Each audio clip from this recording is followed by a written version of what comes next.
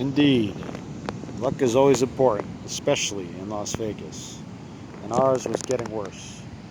It was clear at a glance that this drug conference was not what we'd planned on. It was far too open, too mixed. About a third of the crowd looked like they just stopped by for the show, en route to a Frazier Ali rematch at the Vegas Convention Center across town. Or maybe a benefit bout for old smack dealers between Liston and Marshall Kai. The room fairly bristled with beards, mustaches, and super mod dress. The DA's conference had obviously drawn a good contingent of undercover narcs and other Twilight types. An assistant DA from Chicago wore a light tan, sleeveless knit suit. His lady was the star of the Dunes Casino. She flashed through the place like Grace Slick at a Finch College class reunion. They were a classic couple, stone swingers. Just because you're a cop these days doesn't mean you can't be with it. And this conference attracted some real peacocks.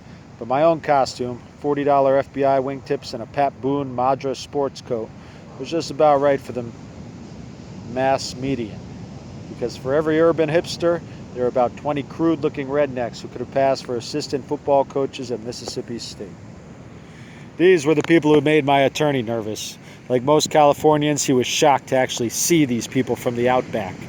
Here was the cop cream from Middle America, and Jesus, they looked and talked like a gang of drunken pig farmers. I tried to console him. They're actually nice people, I said, once you get to know them. He smiled. Know them? Are you kidding? Man, I know these people in my goddamn blood. Don't mention that word around here, I said. You'll get them excited. He nodded. You're right. I saw these bastards in Easy Rider, but I didn't believe they were real. Not like this. Not hundreds of them. My attorney was wearing a double-breasted blue pinstripe suit, a far more stylish outfit than my own. But it made him exceedingly nervous. Because to be stylishly dressed in this crowd meant that you were probably an undercover cop, and my attorney makes his living with people who are very sensitive in that area. This is a fucking nightmare, he kept muttering.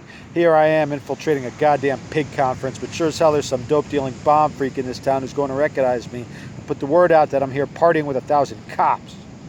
We all wore name tags. They came with the $100 registration fee. Mine said I was a private investigator from LA, which was true in a sense. And my attorney's name tag identified him as an expert in criminal drug analysis, which was also true in a sense. But nobody seemed to care who was what or why. Security was too loose for that kind of gritty paranoia. But we were also a bit tense because we'd given the registrar a bad check for our dual registration fee. It was a check from one of my attorney's pimp drug underworld clients that he assumed, from long experience, was probably worthless.